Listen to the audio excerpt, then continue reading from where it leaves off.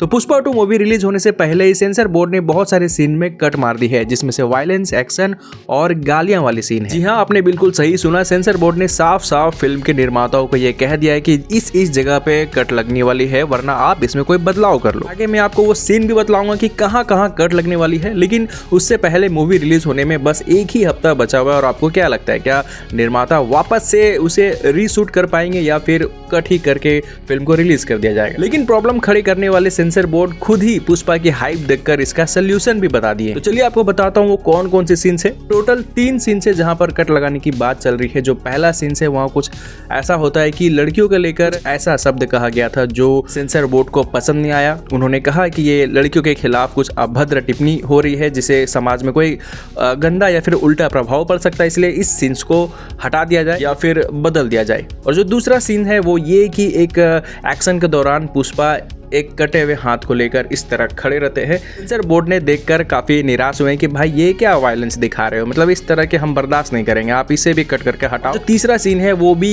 Action violence के ऊपर ही होता है, जिसमें पुष्पा भाव फाइट के दौरान किसी का शायद पैर उखाड़ कर ही फेंक देते हैं और वो उड़ता हुआ पैर ऐसे कैमरे के सामने जो दिखता है, इसे देखकर सेंसर बोर्ड काफी नाराज हो गए। सेंसर बोर्ड ने कहा भाई ये भी नहीं चलेगा, इसे भी कट करके हटाओ, वरना मैं ऐसे अलाउ नहीं करूँ। इसके बाद फिल्म के निर्माता काफी रिक्वेस्ट भी करते हैं, बात भी करते हैं कि यार अब कुछ ही दिन बचे हुए फिल्म के रिलीज होने में, तो अब ऐसा ना करो। वहीं सेंसर बोर्ड खुद ही इसका सोल्यूशन भी बताते हैं कि ठीक है, एक काम करो, अगर आप इसे कट नहीं कर सकते तो कम से कम जो ऐसे सीन्स है वहां पर आप पुष्पा भाव के ऊपर ऐसा जूम करो कि पीछे वाला जो बैकग्राउंड है, जो जिसमें उड़ता हुआ पैर और हाथ जो दिख रहा है, वो हल्का हल्का ब्लर हो और लोगों का फोकस मेनली पुष्पा भाव पर हो, इधर उधर ज्यादा ना जाए। 5 दिसंबर को मूवी रिलीज होने वाली है और फिल्म निर्माताओं के पास इतना समय नहीं कि वापस से रीशूट किया जाए। ऐसे फिल्म की लंबाई 3 घंटा 15 मिनट की बताई जा रही है और अब ऐसा लग रहा है कि कुछ सीन जो काटी जाएगी, इसके बाद फिल्म की लंबाई 3 घंटे तक ही होगी या फिर उससे थोड़ी कम ही हो पाएगी। वही पुष्पा भाव जो फिल्म का प्रमोशन करने के लिए अपनी जान रश्मिका मंदाना को लेकर बिहार के पटना के गांधी मैदान से अपनी जो यात्रा शुरू की है, वो बारी बारी से हर स्टेट वाइज होते होते अब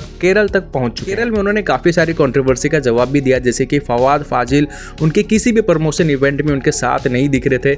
इस पर उन्होंने खुलकर कहा कि हम फवाद को काफी मिस कर रहे हैं, फवाद के बिना ये जर्नी काफी अधूरा सा लग रहा है, अगर फवाद यहाँ पर आते तो काफी ज्यादा मजा आ रहा होता। कुल मिलाकर अल्लू अर्जुन इतनी मेहनत इसलिए भी कर रहे हैं क्योंकि इस मूवी के लिए उन्होंने 300 करोड़ रुपए चार्ज किए हैं। वहीं रश्मिका मंदाना 5 करोड़ और फवाद फाजिल 6 करोड़। इतने पैसे लेने के बाद अल्लू अर्जुन अपनी तरफ से बहुत मेहनत कर रहे हैं कि ये मूवी कम से कम 1500 से 2000 करोड़ की कलेक्शन तो जरूर करे। अगर मैं अपने अनुमान से बताऊं तो ये मूवी कम से कम 1500 या 1400 या 1600, मतलब इसी रेंज में कमाई करती हुई तो मुझे आराम से दिख रही है। वैसे पुष्पा भाव की हाइप के अनुसार आपको क्या लगता है, ये मूवी कितनी करोड़ की कलेक्शन कर डालेगी? कमेंट में अपनी राय जरूर बताएं।